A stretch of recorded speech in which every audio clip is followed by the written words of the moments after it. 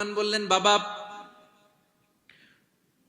সরিষার দানা পরিমাণ কোনো ভালো কাজ যদি তুমি করো কিংবা খারাপ কাজ যদি তুমি করো, সেটা যদি মাউন্ট এভারেস্টের উপরে উঠে করো, কোনো খারাপ কাজ, আউফিস সামাওয়াতি, মহাশূন্যে যে যদি করো, আউফিল আরদে, জমিনের অতল গহ্বরে কোনো সুড়ঙ্গ বানিয়ে সেখানেও যে যদি কোনো পাপ করো, ইয়াতি বিহাল্লাহ, সেটাও আল্লাহ নিয়ে আসবে। কোনো পাপ বা কোনো ভালো কাজ আকাশে উঠে, পাহাড়ে উঠে কিংবা সুড়ঙ্গ করে জমিনের ভিতরে ঢুকেও যদি করো, কিয়ামতের দিন আমলনামায় সেটা দেখতে পাবে। সুবহানাল্লাহ পড়বেন না? কারণ ইন্নাল্লাহা লাতীফুন খাবীর, তিনি হলেন লাতীফ, সূক্ষ্মদর্শী। যত ছোট কাজই করো না কেন, তার চোখে ফাঁকি দেয়া যায়? তার মানে ৩ নাম্বার উপদেশে সাইয়েদনা লোকমান তার ছেলেকে আল্লাহর শক্তি, আল্লাহর ক্ষমতার ব্যাপারে একটা ধারণা দিচ্ছেন।